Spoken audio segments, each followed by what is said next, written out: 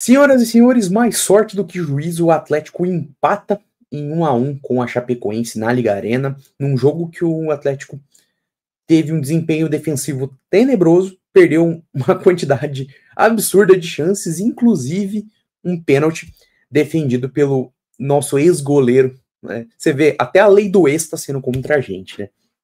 Mas é isso, senhoras e senhores, bem-vindos ao Hora do Atlético, vamos falar desse jogo do Furacão contra a Chape.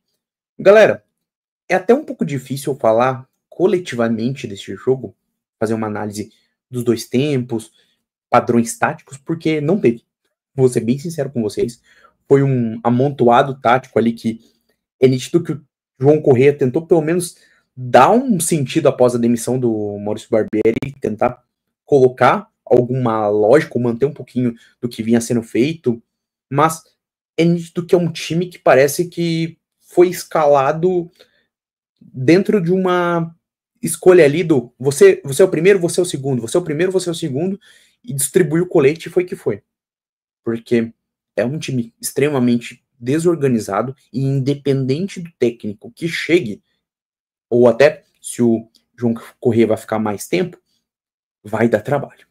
É nítido que tem trabalho ali para reorganizar tudo, fazer esse time funcionar como conjunto. Individualidades, a gente teve algumas. Dá para notar ali alguns pontinhos positivos, alguns jogadores que tiveram bom desempenho, mas o que preocupa é um time que é frágil defensivamente, tanto que deu muitas chances para a equipe da Chapecoense que não aproveitou elas, só aproveitou a jogada do gol que acabou sendo anulado do Mário Sérgio, de um cruzamento da direita em uma finalização sem marcação nenhuma defensiva, e depois o gol, um chute cruzado, sem defesa também pro Mikael, que tomou um frango dentro das pernas, né? Não tem nem o que dizer.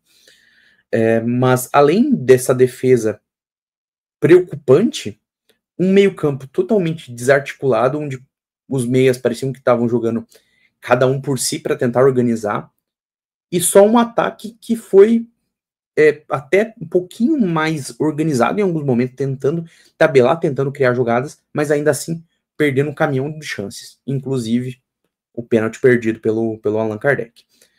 E até, galera, vocês sabem que geralmente eu faço um geral, falando primeiro tempo, segundo tempo, fases do jogo, mas hoje é até um pouco difícil de dizer, porque o Atlético teve muita posse de bola e começou a dominar o jogo muito do meio para o final da segunda etapa.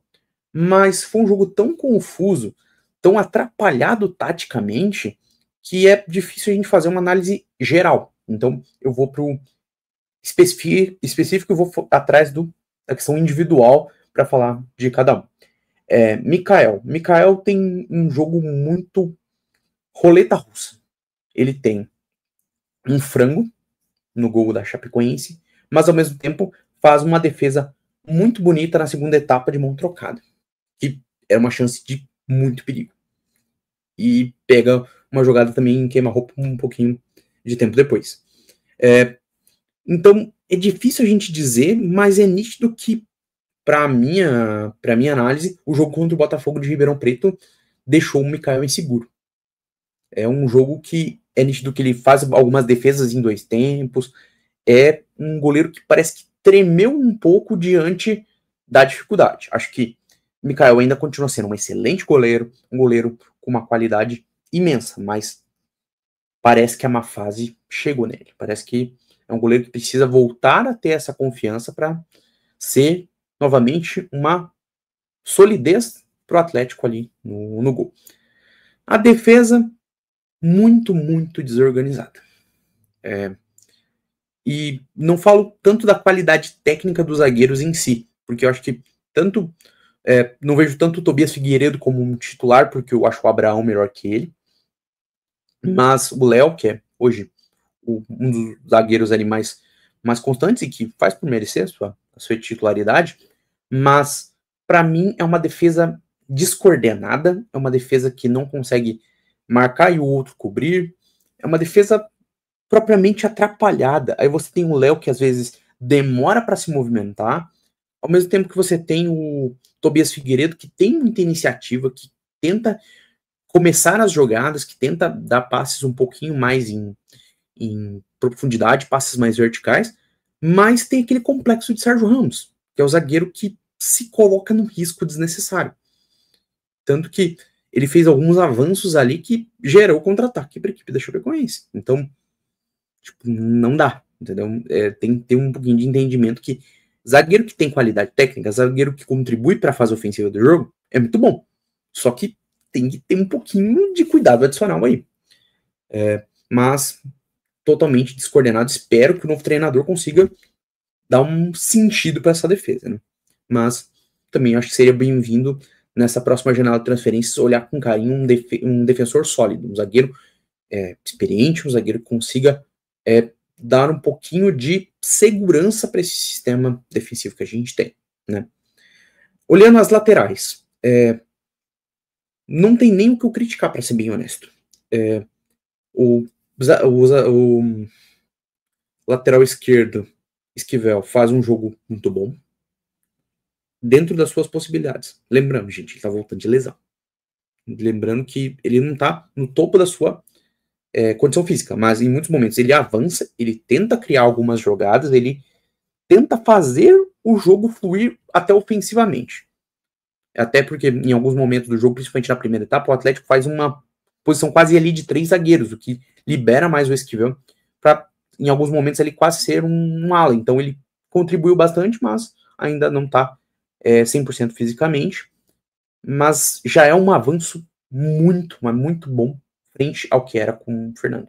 E até um ponto que quando o Esquivel sai do jogo entra o Léo Derek. Então vamos rezar para que os piadas da base sejam um pouquinho mais utilizados para ver se a gente consegue encontrar na base algumas soluções. E falando de encontrar base nas soluções, vamos para a lateral direita, que Belez jogou improvisado. Pelo segundo jogo consecutivo temos lateral direito improvisado, né? Ou foi o Raul, agora o Beleze. E como era de se esperar, se o Beleze já tem dificuldades dentro da defesa, imagina como lateral, né? Improvisado. É nítido que o Beleze é um jogador que tem raça, tem vontade, tenta fazer um jogo de entrega, mas ele não é lateral. Ele tá tentando ali fazer o melhor, mas abriu muitos espaços. Quando fechou num sistema ali de 3 zagueiros, até conseguiu ajudar um pouquinho mais, mas quando tentou cruzar algumas jogadas, teve cruzamentos bem ruins e simplesmente deixa claro que as opções que a gente tem, sejam as oficiais da lateral direita, que são Raiden Palacios e Dudu, ou as improvisadas, que são Raul e Beleze, são insuficientes. A gente precisa ou olhar para a base ali, acho que talvez um Arthur Dias, ou olhar para algum outro lateral disponível, até olharia com possibilidade com sub-17. Se tiver alguém ali, para tipo, simplesmente, entra no treino, vamos ver se melhora. Seria esse papo até chegar à janela de transferência. E na janela de transferências é a prioridade número 0, trazer um lateral direito. Você pode não trazer um técnico, mas traga um lateral direito. Porque não dá para você ter no lado direito da defesa do Atlético uma avenida, porque sempre é um drama. Quando entra o Palácio, a gente fala, tira o Palácios. Aí quando entra o Dudu, tira o Dudu. Simplesmente ninguém consegue dar jeito naquela lateral direita. Então precisa ver com urgência. Filipinho como camisa 5. Gostei do Filipinho como camisa 5. Deu uma certa mobilidade. Um cara que tem uma pegada para ajudar como camisa 5 mais veloz. Problema. Filipinho tomou um cartão amarelo muito cedo no jogo. 50 segundos já tinha tomado amarelo. Então, acho que até em alguns momentos ele ia fazer algumas jogadas, ele dava para dito que ele tirou um pouco o pé em algumas jogadas que precisavam um pouquinho mais de força ali na parte central do meio-campo, por já ter amarelo. Então, erro de cálculo ali na jogada que acabou rendendo um amarelo para ele. Patrick, gostei do jogo do Patrick. É nítido que fisicamente ele não é do mesmo padrão físico nem da mesma idade que o Filipinho. Mas é um cara que se dedica, é um cara que tá tentando trabalhar algumas jogadas, é um cara que é nítido que tem uma qualidade técnica diferente. Atenção para uma coisa do Patrick que eu falo, que é o chuta-chuta. Ele fez algumas finalizações bacanas, alguns chutes de longa distância, mas em algumas jogadas que poderia trabalhar um pouco mais, ele já chegou chutando. Então, olho no complexo de Coelho, né, que é o chuta-chuta. Vamos falar de Bruno Zapelli, que para mim, eu estava ouvindo a transmissão do Desimpedidos e o comentarista para mim falou a melhor definição que eu já tinha ouvido até agora sobre o Zapelli. Técnica maravilhosa, mas dinâmica zero.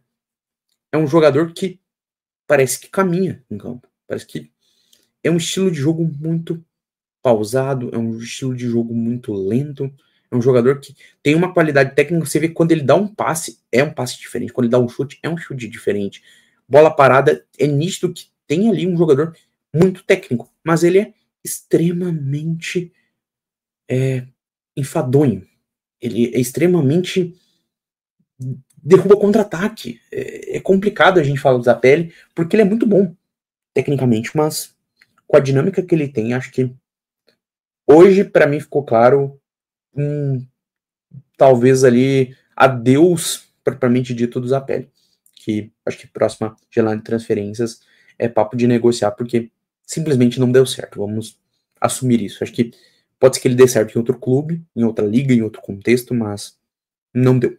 Apesar de ser muito técnico, mas de fato, se ele não melhorar essa dinâmica de jogo, essa entrega dentro do jogo, tanto para apoiar ofensivamente quanto para marcar defensivamente, não rola. E duvido que algum time da Série A também aconteça, né? Vamos falar de ataque, senhoras e senhores. Um ataque que produziu, mas perdeu muitas chances. Luiz Fernando, Tevez. Gostei do jogo de ambos. E do Velasco, que entrou na segunda etapa também. Porque foram jogadores que criaram as chances por si só. Juliano, que entrou também na segunda etapa e fez o gol de pênalti do empate, também fez o jogo por si só. Isso foi bacana. Mas, ainda assim, foram jogadores que perderam muitas oportunidades. Principalmente Luiz Fernando e o Tevez. Então, é complicado. Jogadores que finalizam ainda com uma dificuldade um pouco maior, mas é que, sério, pelo menos finalizaram. Pelo menos estão gerando jogo, estão criando jogadas. Então, é positivo. Renan Peixoto perdeu oportunidades que teve, mas teve poucas. Porque até a bola não chegou para ele. Talvez, se o Juliano larga como titular e dá mais passes para o Renan Peixoto, a gente poderia até ver um Peixoto marcando um gol ali na primeira etapa.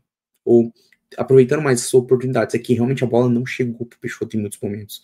Então, ou chegava aquela bola truncada e ele não aproveitou o que teve, mas se ele teve 5 chances no jogo, foi muito. Né? Falando de Allan Kardec, que entrou depois, o Allan Kardec, para mim, é o complexo do bom centroavante em má fase.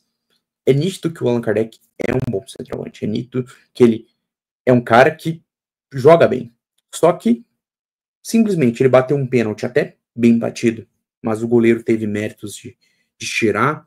A bola, em algumas jogadas, era oportunidade para ele marcar, mas acabou não convertendo. Espero que saia para ontem o gol do Kardec, para dar aquela acalmada, aquela questão de propriamente confiança pro Allan Kardec, porque centroavante, goleiro, aquela história.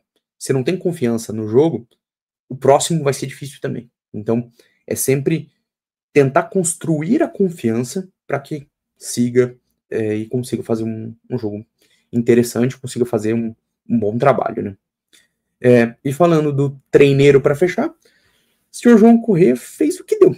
Vou ser bem honesto. É nítido que ele não é um técnico preparado para time principal, mas pegando na bucha de última hora, fez substituições até certo ponto boas, inteligentes, tentou fazer ganhar o jogo, tentou motivar a torcida em alguns momentos para ver se na base da pressão, como foi o que aconteceu, conseguisse o empate. Então, é insuficiente, mas um respiro.